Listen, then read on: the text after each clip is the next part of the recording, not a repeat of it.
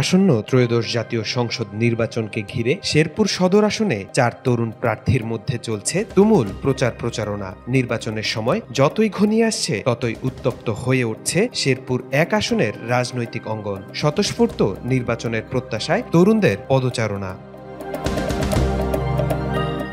জুলাইয়ের গণ অভ্যুত্থানের পর থেকে শেরপুরে আলোচনার কেন্দ্রবিন্দু হয়ে উঠেছেন তরুণ প্রার্থীরা। তারা মাঠে নেমে ভোটারদের মাঝে নিজেদের বার্তা পৌঁছে দিচ্ছেন, তুলে ধরছেন ভবিষ্যৎ পরিকল্পনা ও পরিবর্তনের অঙ্গীকার।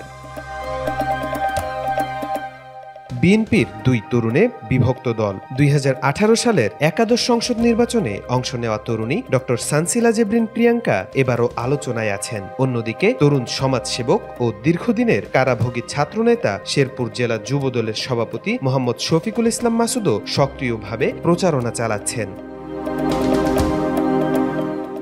দুজনই বিএনপির পরিচিত মুখ। তারা পৌরসভার 9টি ওয়ার্ড ও সদর উপজেলার 14টি ইউনিয়নের ঘরে ঘরে গিয়ে ভোটারদের সঙ্গে সরাসরি যোগাযোগ রাখছেন। তবে স্থানীয় নেতাকর্মীরা বিভক্ত হয়ে পড়ছেন এই 2 প্রার্থীর পক্ষে। একে অপরের বিরুদ্ধে প্রকাশ্যে সমালোচনায় লিপ্ত হওয়ায় শেরপুরের রাজনৈতিক অঙ্গনে সৃষ্টি হয়েছে বিভ্রান্তি।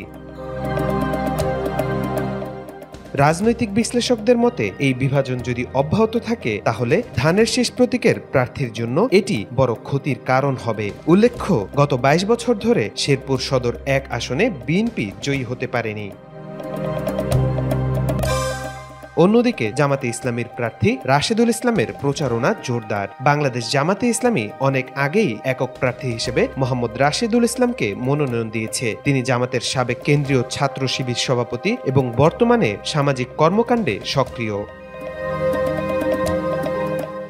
রাশেদুল ইসলাম দলীয় নেতাকর্মীদের নিয়ে ঐক্যবদ্ধভাবে প্রচারণা চালাচ্ছেন, বিভিন্ন সামাজিক অনুষ্ঠানে অংশ নিয়ে সাধারণ মানুষের কাছে ভোট চাচ্ছেন এবং জামাতের কেন্দ্রীয় কর্মসূচি বাস্তবায়নে ভূমিকা রাখছেন।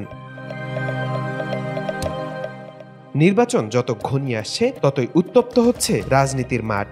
এই লড়াইয়ে কখনো এগিয়ে জামাত, আবার কখনো বিএনপি। শেরপুরের এই আসনটিকে ঘিরে বেশ মুখিয়ে আছে রাজনীতি সচেতন লোকেরা। দিন শেষে বাজিমাত কে করবে সেটাই এখন দেখার পালা।